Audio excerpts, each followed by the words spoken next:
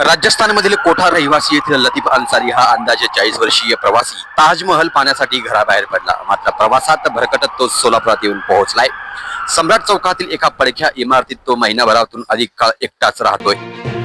संभव फाउंडेशनचे आतिश लक्ष्मण यांच्या पुढाकाराने त्याला आता महापालिकेच्या निवारागृहात आश्रय मिळाला आहे. लतीफ अन्सारी याला स्वतःच्या नावाव्यतिरिक्त पूर्ण पत्ता सांगता येत नाहीये की जवळच्या कोणत्याच नातेवाईकाचा मोबाईल नंबरही त्याला पाठ नाहीये. जवळ केवळ एक बॅग, त्यात जुने झालेले कपडे इतकेच साहित्य त्याच्याकडे आहे. कोणी तुझे आधार कार्ड दाखव म्हणाले तर लातूरच्या एका महिलेचे सापडलेले आधार कार्ड दाखवितो. यावर आता माझा फोटो चिटकविणार असे म्हणून सांगतो. कधी डोके तर कधी गाल खाजवणारा अन्सारी अवघ्या 41 वर्षाचा आहे. घरी काही शेती आहे, शिवाय ज्यूसचे दुकान देखील असल्याचे सांगतो. मात्र गावचा नेमका पत्ता किंवा कुणालाच मोबाईल नंबर त्याला सांगता येत नाहीये. त्याने जे नंबर सांगितले ते एक नंबर बंद किंवा रॉंग नंबर आढळतात. मात्र ट्रू कॉलरवर हे सर्व नंबर राजस्थानचेच निघतात. सध्या तरी त्याला आपला नेमका पत्ता सांगता येत नाहीये. लतीफ अन्सारी याच्या म्हणण्यानुसार तो जोधपूर इंदूर रेल्वेने प्रवास करून सोलापुरात आला.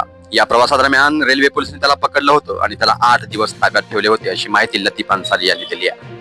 सम्राट चौकातील हॉटेल किनारा या पडक्या इमारतीत तो राहत होता. मंगळवारी तो रेल्वे स्थानकावर झोपलेला असताना त्याच्या बागेत धुतलेले कपडे व काही वस्तू आढळल्या. रेल्वे पोलिसांनी चौकशी केली, मात्र आक्षेपार्ह काही नाही आढळल्याने त्याला तिथून जाण्यास सांगितलं. त्यानंतर आतिश लक्ष्मण यांनी त्यांच्याशी संवाद साधून त्याची दाढी व केस कापण्याची व्यवस्था केली आहे आणि महापालिकेच्या निवारागृहाचे व्यवस्थापक अशोक वाघमारे यांच्या स्वाधीन केलाय.